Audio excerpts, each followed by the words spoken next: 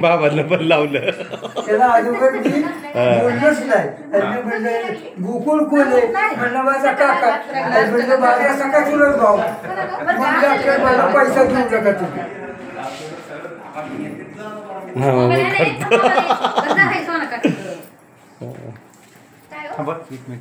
हो हो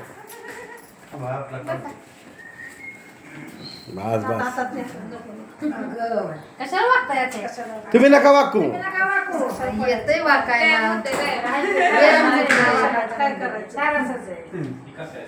नव्हतं वाकायला प्रेम राहतं तेवढं काय आज दिवसभर मामी चला येऊ का काळजी घ्या तब्येतीची चला की ना खाली येणारच आहे.